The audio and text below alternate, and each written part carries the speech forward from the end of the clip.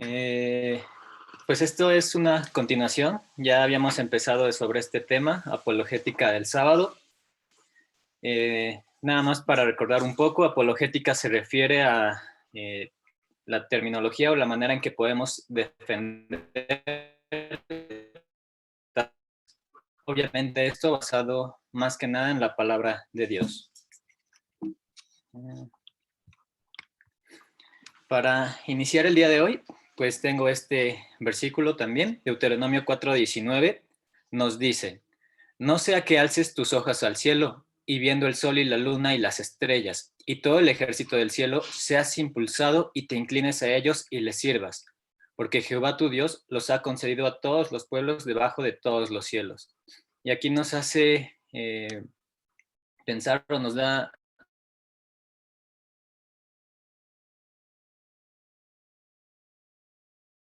ídolos, a otras cosas. Dios nos ha dicho claramente qué es lo que tenemos que hacer para adorarlo únicamente a Él.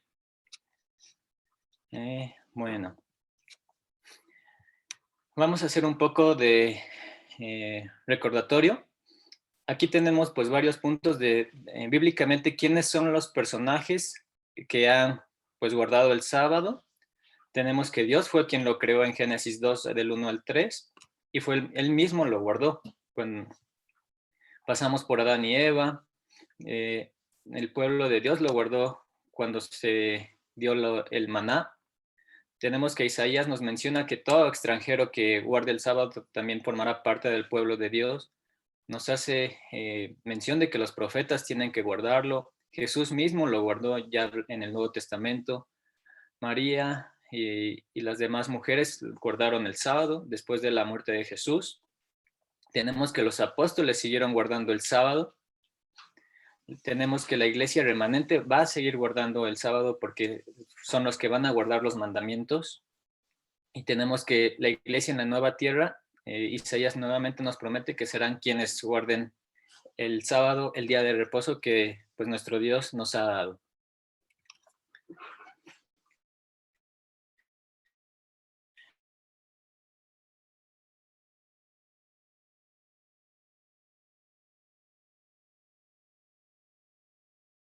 Aquí puse una lista de las que se llega a mencionar. Cabe mencionar que la iglesia adventista del séptimo día está dividida. Hay otras subdivisiones. Se ha convertido en lo que es el movimiento de reforma, de la creación, de los tres ángeles. Y esta división, pues, es para otro tema. Es algo muy interesante y algo, pues, también triste. Tenemos otras iglesias, no somos la única que guarda el sábado, tenemos a la iglesia que se hace llamar Iglesia de Dios en Israel, la Iglesia Bautista del Séptimo Día. Gran parte de la influencia que tenemos es por ellos, igual es parte de otro tema. Tenemos obviamente tenemos a los judíos mesiánicos o judaísmo moderno. Hay una iglesia en África, en Etiopía, que pues ellos guardan los dos, el sábado y el domingo. Y bueno, un poco de estadística, pues esto es en nuestro país. Esta es un censo de 2010, nos muestra que, pues como es bien sabido, la mayoría de personas en el país es de religión católica.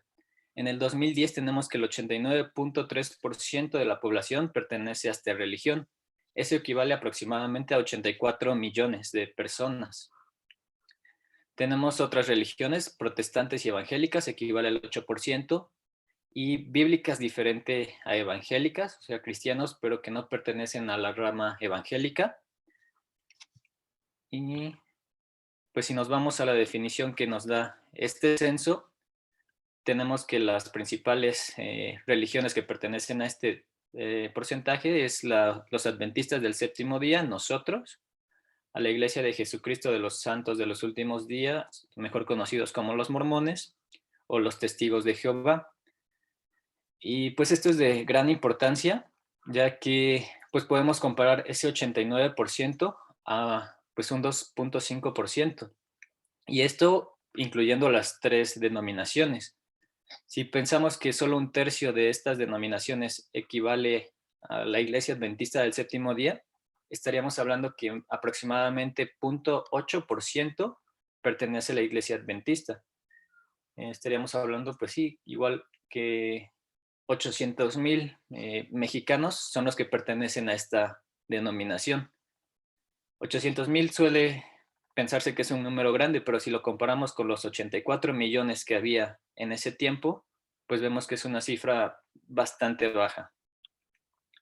Estas son las estadísticas del último censo en 2020.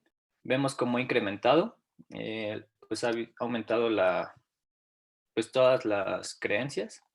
Ha crecido lo que es la Iglesia Católica. Se eliminó esa división y ahora incluyen a una religión distinta a la católica, como podemos ver. Entonces, pues el número parece más grande. En este caso, pues en 2010 todo ese grupo equivalía a aproximadamente 10 millones y ahora pasa pues ahora es un total de 16, pero nuevamente incluyendo evangélicos, incluyendo otras religiones. Y pues algo interesante o igual de preocupancia es que ha crecido drásticamente la población, pues las personas que no tienen religión. Entonces vemos que si lo comparamos con las religiones distintas a la católica, es casi la mitad, 9 millones personas sin religión, personas distintas a la católica, 16 millones. Y pues podría parecer que incluso si hacemos los porcentajes, tomamos el porcentaje que teníamos antes, hay más personas sin religión que personas que pertenezcan a la Iglesia Adventista del Séptimo Día. Y pues esto también es una amonestación, es una invitación a que pues tenemos que predicar con más fuerza, con más fervor a aquellos que pues necesitan de la palabra de Dios. Ahora, bueno, aquí surge el punto. Si hay más personas que guardan el domingo, ¿cómo es posible que puedan estar equivocadas? ¿Cómo es posible que la gran minoría esté en lo correcto al guardar el sábado cuando ya vimos más del 90% guarda el domingo? ¿Cómo es que ellos pueden estar equivocados y nosotros no? A lo largo de la palabra de Dios podemos encontrar varias historias, varias anécdotas que nos hablan justamente de eso, cómo la minoría estaba en lo correcto, cómo la minoría buscaba realmente a Dios. Aquí pongo como ejemplo cuando Gedeón derrotó a los madianitas. Eh, de manera general, parafraseando, tenemos que Gedeón, el pueblo de Israel se iba a enfrentar a este grupo, los madianitas, pero ellos tenían miedo porque eran muy pocos. Cuando iniciaron tenían 22,000 guerreros. Y entonces Dios le dijo que eran demasiados, que necesitaba que fueran menos para que pudieran ganar. Entonces vemos que después de varias pruebas, por así decirlo, quedaron 10,000 y Dios dijo que aún seguían siendo muchos. Al final fueron solamente 300 hombres los que puede decirse que lucharon contra los madianitas y fueron 300 hombres los que tuvieron la victoria gracias a que Dios estaba con ellos. Entonces vemos como siendo pocos, ellos tuvieron la gracia de Dios y lograron salir victoriosos.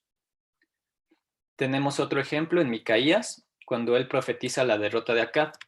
Aquí tenemos que Acab iba a ir a la guerra, entonces le pide ayuda a Josafat. Josafat pues quería que alguien le dijera, pues que algún profeta les hablara de si debían ir o no a la guerra. La mayoría dijo que sí, que iban a ganar y demás. Josafat le pregunta por un profeta de Jehová. Entonces el rey Acab le dice que sí había uno, pero que pues no les caía bien porque él siempre predicaba pues cosas, podría decirse que el mal para Acab. Entonces aquí podemos ver lo que predice el profeta Micaías. No sé si alguien me lo pueda leer, por favor. Está en Segunda de Crónicas 18:18, o si quiere puede leerlo directamente de la pantalla.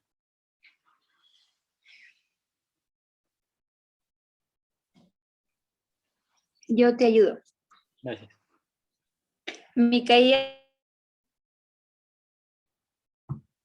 profetiza la derrota de Acab. Entonces yo he visto a Jehová sentado en su trono, y todo el ejército de los cielos estaba a su mano derecha y a su izquierda. Y Jehová preguntó: ¿quién inducirá a Acab, rey de Israel, para que suba y caiga en Ramot de Galaad? Y uno decía así y otro decía de otra manera. Entonces salió un espíritu que se puso delante de Jehová y dijo: yo le induciré. Y Jehová le dijo: ¿de qué modo? Y él dijo: saldré y seré espíritu de mentira en la boca de todos sus profetas. Y Jehová dijo: tú le inducirás y lo lograrás. Anda y hazlo así. Y ahora, he aquí Jehová ha puesto espíritu de mentira en la boca de estos tus profetas, pues Jehová ha hablado el mal contra ti. ¿Puedes continuar, por favor? Sí. Entonces Sedequías, hijo de Kenaana, se le acercó y golpeó a Micaías en la mejilla y dijo: ¿por qué camino se fue de mí el espíritu de Jehová para hablarte a ti? Y Micaías respondió: he aquí tú lo verás aquel día, cuando entres de cámara en cámara para esconderte. Entonces el rey de Israel dijo: tomad a Micaías y llevadlo a Amón, gobernador de la ciudad, y a Joás, hijo del rey, y decidles: el rey ha dicho así: poned a este en la cárcel y sustentadle con pan de aflicción y agua de angustia, hasta que yo vuelva en paz. Muchas gracias, Ani. Y pues aquí podemos ver en esta historia cómo todos los profetas tenían espíritu de mentira. Solo Micaías era el que tenía la verdad, fue uno contra la mayoría. Y vemos cómo después de esto, pues incluso fue algo difícil para Micaías, porque al decir la verdad, pues lo arrestaron y lo sustentaron con pan de aflicción y agua de angustia. Esto pues también podemos traspolarlo y sabemos que vienen tiempos difíciles para la iglesia. Entonces nuevamente vemos cómo la minoría está buscando a Dios y pues la mayoría está equivocada. Y aquí tenemos este versículo, creo que es muy conocido por muchos de nosotros, muy importante. Mateo 7:22 nos dice: muchos me dirán en aquel día: Señor, Señor, ¿no profetizamos en tu nombre, y en tu nombre echamos fuera demonios, y en tu nombre hicimos muchos milagros? Y entonces les declararé: nunca os conocí, apartaos de mí, hacedores de maldad. Aquí vemos como que muchas iglesias, muchas denominaciones intenten hacer cosas a favor o en el nombre de Dios. Si no es lo que Dios ha indicado, están obrando mal y pues se les va a desconocer en los últimos días, cuando Jesús venga. Entonces, muy importante aferrarnos a la palabra de Dios lo más que podamos, que buscar siempre seguir preparándonos, seguir estudiando su palabra para no caer justamente en esto, que nuestra adoración no vaya por un mal camino.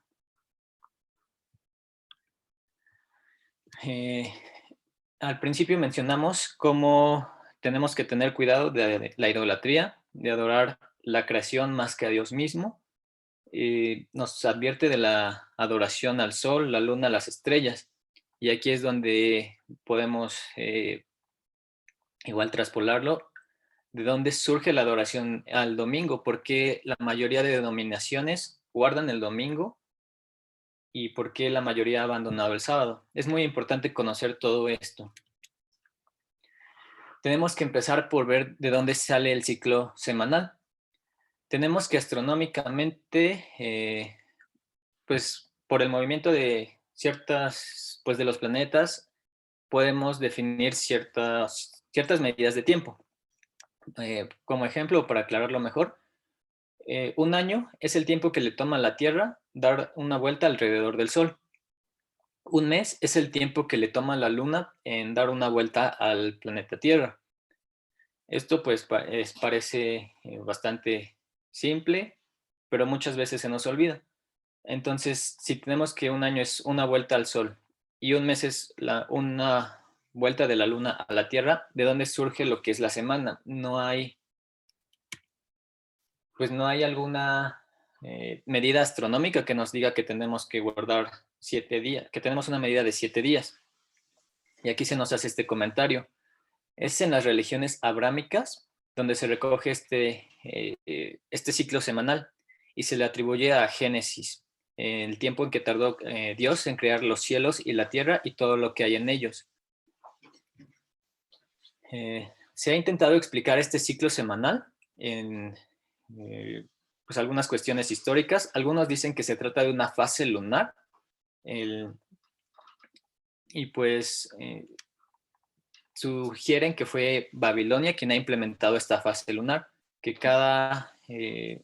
que pues este ciclo inicia con la luna nueva y se da con ciclos de 7 días. Esto era para adorar a los aciertos de sus dioses o los planetas. Tenemos que, iniciando con la luna nueva, al día 7 ellos ponían ofrendas para estos dioses, Marduk y Ishtar, al día 14, día 21, día 28. Entonces ellos cada 7 días adoraban a ciertos dioses. Nuevamente esto basado en las fases de la luna. Sin embargo, hay ciertos textos, como el de Ciro el Grande y Cambises II, son textos del siglo VI, donde nos dice que estas fechas eran aproximadas y no siempre estaban en lo correcto, que incluso estas semanas pueden alargarse hasta 8 o 9 días. Entonces aquí vemos cómo el ciclo semanal actual no encaja con lo que es pues antes, con esta fase lunar. El Observatorio Naval de los Estados Unidos nos dice que ellos se han puesto a investigar sobre esto, varios especialistas en cronología, y que nunca se ha encontrado una continuidad al ciclo semanal más antiguo que de lo que es la era cristiana. Entonces aquí vemos cómo no se encuentra alguna explicación, entre comillas, científica sobre este ciclo semanal. Muy importante saber cuántos días tiene la semana, porque a lo largo de la historia esto ha ido cambiando, no a nivel global, pero sí en ciertas regiones. Tenemos que en la antigüedad la semana oficial romana era de 8 días, pero esta fue reemplazada porque muchos de sus soldados estaban en Egipto y se acostumbraron a las prácticas de allá. Entonces cuando regresaban ellos estaban acostumbrados a semanas de 7 días. Tenemos que en la Revolución Francesa, tras proclamarse políticamente ateos en contra de Dios, pues ellos decidieron crear una semana diferente, una semana con 10 días. Esto pues fracasó y fue abolida por Napoleón. Nuevamente regresaron a los 7 días. Durante la Revolución Rusa vemos cómo ellos también intentaron cambiar la semana a una semana de 6 días, y nuevamente esto no funcionó y volvieron a la semana de 7 días. Entonces esto fue hasta 1940. Oficialmente, históricamente, tenemos que la implantación de la semana actual, como la conocemos, de 7 días, pues fue en el año 321 con Constantino I. Más al ratito vamos a hablar un poquito más de él. Entonces él fue el que decretó la semana de 7 días, esto basándose en los planetas, le puso nombre a cada día. Y pues de aquí surge también los días como los conocemos actualmente: domingo, lunes, martes, miércoles, jueves, viernes y sábado.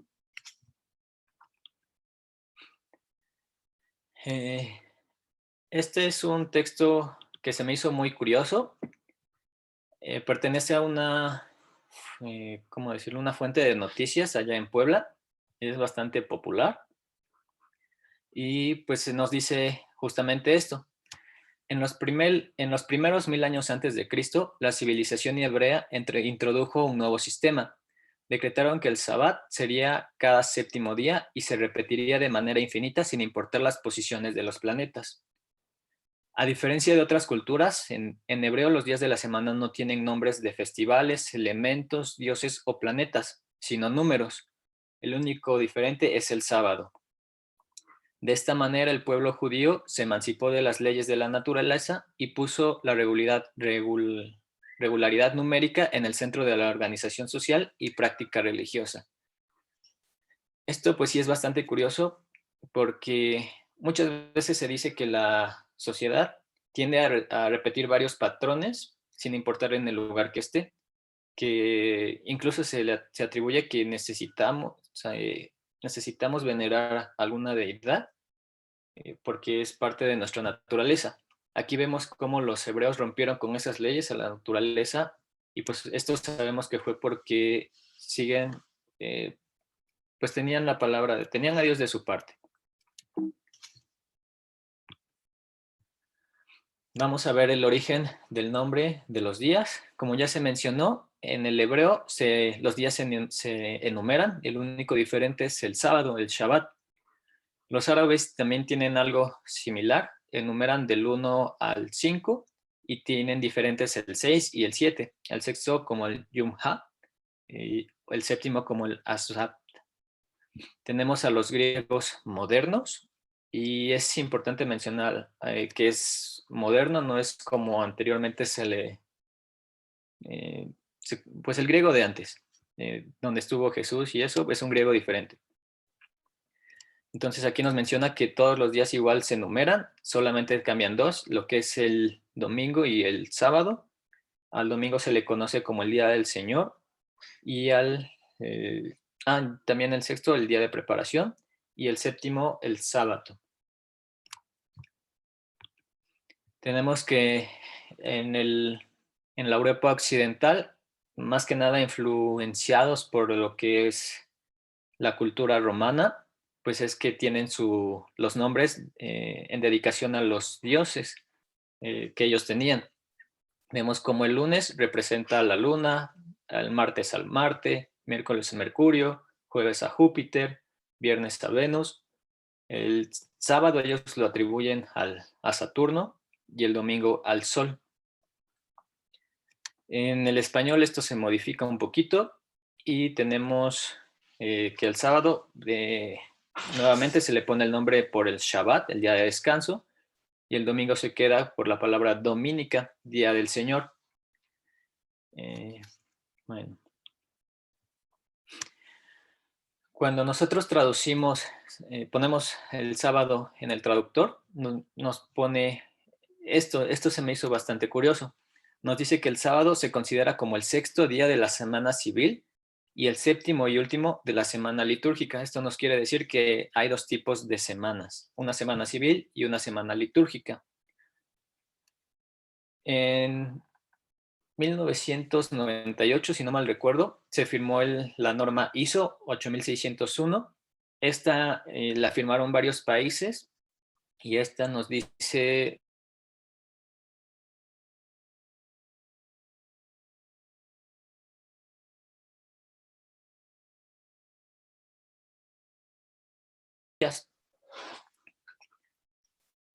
cabe mencionar que en algunas ocasiones hay países que se han salido de esta, pero han vuelto a regresar.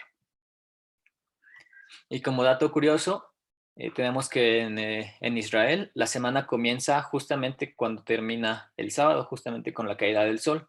Entonces muchos comercios inician labores justamente a la caída del sol. Hay otros que se esperan hasta el domingo por la mañana. Y como mencionábamos, tenemos la semana civil y la semana litúrgica. Esta bibliografía es sacada de una enciclopedia católica, pero es curioso lo que nos menciona. Nos dice que el domingo es el primer día de la semana y que este pronto sustituyó al sábado como el gran día de la observancia religiosa, pero la semana se mantuvo igual que antes. Entonces nos dice que la semana litúrgica es de domingo a sábado, pero que ¿cómo decirlo? Que el cambio de observancia sí cambió de sábado al domingo, del séptimo al primer día de la semana. Posteriormente vamos, si Dios lo permite, a hablar un poquito más de este tema. Al pasar de los años ha habido múltiples calendarios. Estos son como los tres principales, como han ido progresando, pero ha habido muchísimos más. Tenemos que el calendario romano fue creado por Rómulo. Este finalizó en el año 46 a.C. Y una actualización de este fue que pasó del año tener 10 meses, se agregaron 2 meses más, y este contaba con 368 días, casi 69. A partir del año 45 empezó también el calendario juliano. Este fue introducido por Julio César y duró hasta el año 1582. Este consideró a enero como el primer mes del año, y pues este ya duraba 365 días. Se vieron que después de cierto tiempo se vio que pues que este calendario estaba desfasado, entonces tuvieron que actualizarlo y fue en 1582 cuando el Papa Gregorio XIII cambió, pues hizo este cambio. Este calendario, pues nuevamente nos pone de enero a diciembre, es el que nos rige en la actualidad y nos dice que el año dura 365 días, como punto 24-25. De ahí lo de los años bisiestos. Y esto es muy importante porque algunas denominaciones mencionan que con tantos calendarios, con tantos cambios, no se puede saber exactamente cuándo es el día sábado, que podríamos guardar el día sábado en martes o en miércoles y estaríamos en lo correcto, realmente nadie sabe. Vemos que durante esta transición lo que pasó es que se quitaron alrededor de 10 días, pero estos son 10 días en fechas, no en días como tal. O sea, pasamos de un jueves a un viernes, pero fue de un 4 de octubre a un 15 de octubre. Entonces vemos cómo los días siguieron progresando: jueves, viernes, sábado, domingo, lunes, martes y así sucesivamente. Lo único que cambió fue que del 4 pasó al 15. Cambiaron las fechas, no los días como tal. Entonces esto sí es muy importante conocerlo. Ahora, ¿qué tienen que decir algunas otras denominaciones protestantes en cuanto a guardar el sábado o guardar el domingo? Algunos que sean denominaciones como los discípulos de Cristo dicen que no hay autoridad bíblica para designar el primer día como el día del Señor. Tenemos a la Iglesia Episcopal que dice que el cambio del séptimo al primer día depende más que nada de la autoridad que tuvo la Iglesia Católica. Dicen que no hay ningún mandamiento en el Nuevo Testamento que pueda cambiar el día de descanso. Los anglicanos nos mencionan que nuevamente en ninguna parte se ordena guardar el primer día y que la razón por la que se hace es porque así lo dijo, así lo estableció la Iglesia Católica. También mencionan que ni en el Nuevo Testamento, ni siquiera en la Iglesia primitiva, haya algo que sugiera transferir la observancia del séptimo día.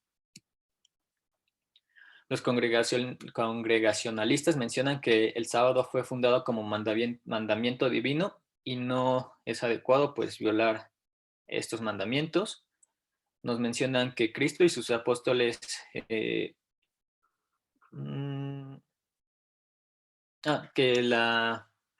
el pensar que Cristo y los apóstoles hayan sustituido el séptimo día por el primer día no está establecido en el Nuevo Testamento.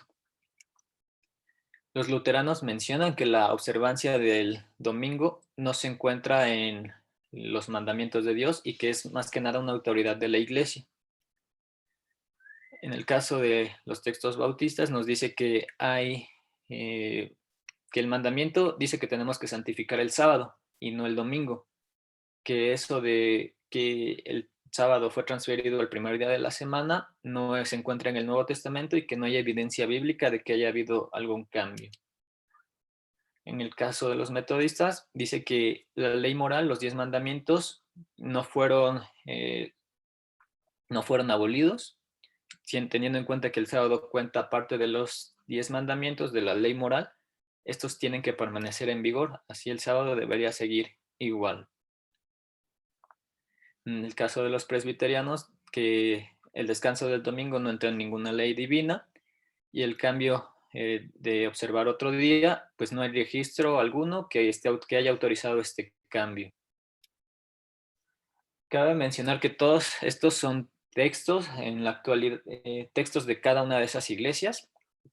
En la actualidad vemos cómo su manera de pensar ha cambiado. La mayoría de las denominaciones mencionan que el Shabbat, el sábado, ya no está relacionado hacia los cristianos, es solo para los judíos. O mencionan justamente eso, que el sábado el sábado fue transferido al domingo, del séptimo al primer día. Entonces, a pesar de que en sus textos bases o de pilares de iglesia mencionen que no haya evidencia o que no debería ser, que todo fue por el papado, pues actualmente vemos cómo ha cambiado mucho su manera de pensar. Ellos justifican su manera de actuar, tienen muchas razones, estas son algunas de las principales. Posteriormente espero igual que podamos abarcar estos temas.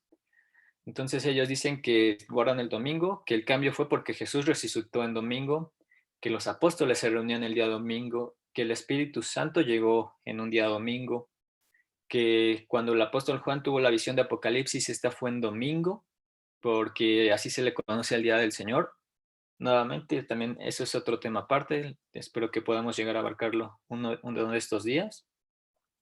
Nos dicen que el sábado fue clavado en la cruz junto con toda la ley, y nos dicen que el sábado era solamente para los judíos. Entonces tenemos que estar preparados para todas estas frases. ¿Cuándo es que surge el domingo oficialmente como día de reposo? Pues tenemos que esto es hasta el año 321. Antes de esto no hay algún decreto, no hay algo oficial de que se guardara el domingo. Ahora, muy importante, es el año 321, ya han pasado casi 3 siglos desde que Jesús resucitó. Entonces, pues tenemos que es un largo periodo de tiempo para que haya sido ese cambio. Muy de notar. Tenemos que, ¿quién fue el que hizo este cambio? Pues fue el emperador Constantino I. Él fue el que decretó que el domingo, el día del sol, tenía que ser un día de descanso, un día para adorar a Dios. Y pues que el sábado que era por los judíos, tenían, pues de hecho puso muchas cargas en ese día. Todos estaban tan cansados del sábado que estaban felices de que llegara el domingo y poder descansar. Entonces, que este cambio iba a ser no solo para judíos, sino también para gentiles, que todo el mundo tenía que guardar este día, el domingo, el día del sol. Y pues la base, la justificación que se daba es que Jesucristo había resucitado en un día domingo. Sin embargo, vemos que esto no fue el motivo principal, sino que antes, ahorita vamos a verlo, pero antes de que, entre comillas, Constantino se volviera cristiano, pues él pertenecía al culto a Mitra, ellos adoraban al sol. Entonces esto favoreció a que se unificara, entre comillas, nuevamente la iglesia. ¿Por qué es que Constantino... Ay,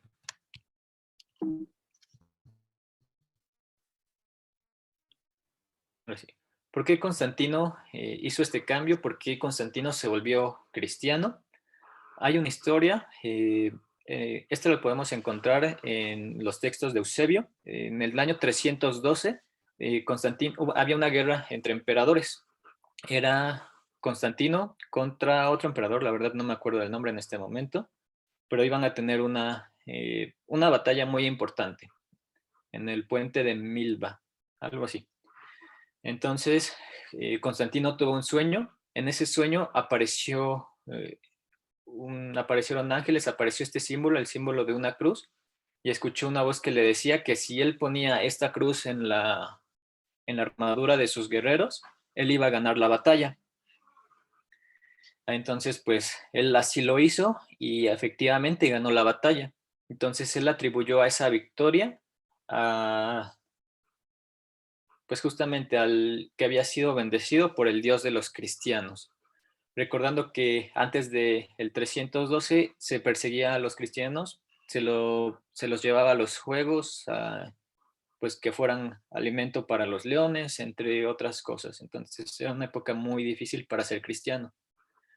A partir de esto, Constantino decide bautizarse y pues fue una especie de tiempo de calma para la iglesia, pero esto tuvo graves consecuencias que igual son para otro tema. Hubo varios privilegios que Constantino otorgó a la iglesia. Nos dice que entregó al Papa Silvestre I un gran palacio y ahí fue donde se construyó una basílica para el culto cristiano. En el año 313 promulgó un edicto en el que se permitía a los cristianos ejercer su fe.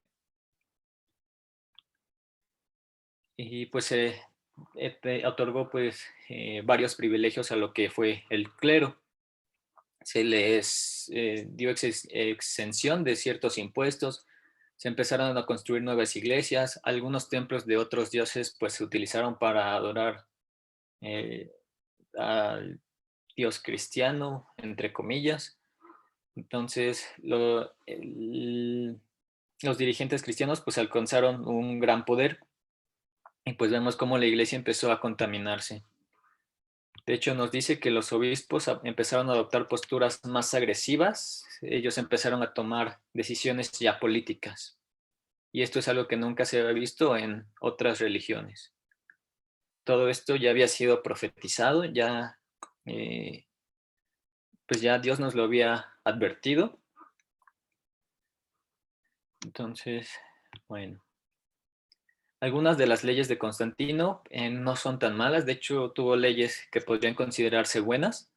Nos menciona que estaba prohibido secuestrar niñas, que aquel que faltara a los impuestos tenía pena de muerte, que los prisioneros tenían derechos, que pues aquellos que iban a morir en la arena no podían ser marcados en la cara, que los padres que permitieran que sus hijas fueran seducidas serían quemados. Muchas de sus leyes eran pues muy agresivas. Nos menciona que eliminó los juegos de los gladiadores, pero pues esta ley no tuvo mucho efecto y regresó poco tiempo después. Nos menciona que los esclavos tenían ciertos derechos, a pesar de eso aún podían ser asesinados por sus dueños.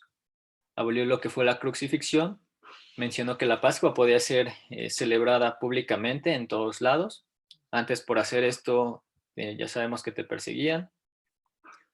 Y una de sus leyes más importantes es que él fue el que declaró el domingo como día de reposo, el día 7 de marzo del año 321.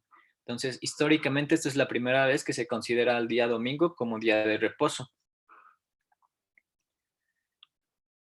Y bueno, hasta aquí vemos cómo es muy importante que tenemos que aprender de historia, ver cómo ha pasado la iglesia y pues qué es lo que sigue pasando, porque todo esto es de gran importancia.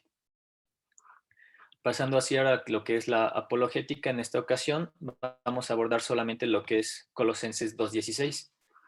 Nuevamente nos dice que nadie puede juzgarte por el día en que guardas. Colosenses 2:16 y 17 dice: por tanto, nadie os juzgue en comida o en bebida o en cuanto días de fiesta, luna nueva o días de reposo, todo lo cual es sombra de lo que ha de venir, pero el cuerpo es de Cristo. Hay muchas doctrinas que se llegan a justificar en cuanto a este versículo. En este momento, pues solo vamos a basarnos en lo que es guardar el sábado o no. Y pues vemos que muchas otras denominaciones nos dicen justamente eso, que en este versículo nos está diciendo que no importa el día que guardes, puedes guardar el sábado, el domingo, mientras sea para honra de Dios, todo está bien. Recordemos que esto no es así. Entonces, ¿qué es lo que realmente nos está queriendo decir este versículo? Tenemos que, pues, dentro de las celebraciones judías, ellos tenían, pues, más de 70 celebraciones durante todo el año. Tenemos que hay al menos 52 sábados, el 7 de días, el séptimo día. Tenemos que lunas llenas, lunas nuevas hay 12. Tenemos a las fiestas anuales, ahorita las vamos a ver. Tenemos al año de reposo, el año de revisión, el año de jubileo. Entonces tenemos que había pues al menos o más de 70 fiestas durante todo el año. Todas estas incluidas en este versículo donde dice días de fiesta, lunas nuevas, días de reposo. Cuando tengamos duda, a veces hay que recurrir a lo que es comparar algunas otras versiones bíblicas. Muchas veces, bueno, recordemos que las traducciones son basadas en las personas que lo escriben y en las personas en las creencias que tienen esas personas. Entonces puede haber muchos errores de traducción. En la actualidad tenemos que, pues las Biblias más actuales tratan de ser un poco más fieles al original. Hay Biblias que son como más amigables, más fáciles de entender. Estas también pueden tener ciertos errores o faltas de contexto. Entonces siempre es bueno comparar una Biblia con otra. En este caso tenemos el versículo Colosenses 2:16, tenemos la versión Reina Valera del 60, es la que la mayoría de denominaciones protestantes usan como base. Nos dice, por tanto nadie os juzgue en comida o en bebida o en cuanto a días de fiesta, luna nueva o días de reposo. Si lo comparamos con la nueva versión internacional, es una versión pues más amigable. Nos dice, así que nadie los juzgue a ustedes por lo que comen o beben, o con respecto a días de fiesta religiosa, de luna nueva o de reposo. En la Reina Valera del 95, es la que generalmente se da a las personas recién bautizadas, nos dice, por tanto, nadie os critique en asuntos de comida o de bebida, o en cuanto a días de fiesta, luna nueva o sábados. Aquí podría parecer que, pues justamente estamos hablando del sábado, del séptimo día, que pues ya no importa, no tiene que guardarse. Necesitamos un estudio más profundo para entenderlo adecuadamente. Algo curioso de la nueva versión internacional es que en esta parte, en Colosenses 2:16, nos dice días de reposo, pero en otras partes de pues, la Biblia nos dice el sábado. Tenemos como ejemplo Éxodo 28 cuando dice acuérdate del sábado, o en Deuteronomio 5:12 dice observa el día sábado. En Isaías 56:6 nos dice a todos los que observen el sábado sin profanarlo. Entonces es curioso cómo si en otras partes de esta misma versión nos especifica que es el día sábado, el Shabbat, porque aquí nos dice que es los días de reposo. Entonces vemos que hay que pues tener más en cuenta, tener más detalle de pues de este versículo. Hay más de lo que nos quiere decir a simple vista. Si vamos a más a profundidad, en Levítico 23:1, regresamos a la versión del 60, Reina Valera, nos dice, habló Jehová a Moisés diciendo, habla a los hijos de Israel y diles, las fiestas solemnes de Jehová, las cuales proclamaréis como santas convocaciones serán estas. 6 días se trabajará, mas el séptimo día será de reposo. Santa convocación, ningún trabajo haréis, día de reposo es de Jehová en donde quiera que habitéis. Y pues aquí vemos cómo en Levítico nos está remembrando, haciendo remembranza de lo que es la creación, los 7 días, los 6 días y el séptimo de descanso. Que pues es podría considerar una de las fiestas, y pues es día de santa convocación, de día de reposo, y algo muy característico, muy importante, que nos dice que es día de reposo, es día de Jehová. No dice que sea día de los judíos, no dice que sea de David, de Moisés, de Abraham, ahí dice que es un día para Jehová.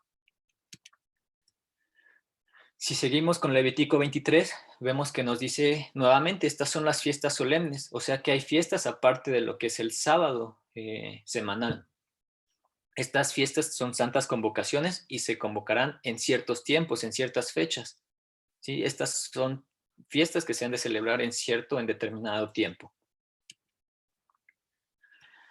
Tenemos las 7 fiestas principales, la Pascua, los panes sin levadura, las primicias, el Pentecostés, el día de las trompetas, día de la expiación y el día de los tabernáculos, de las cabañas.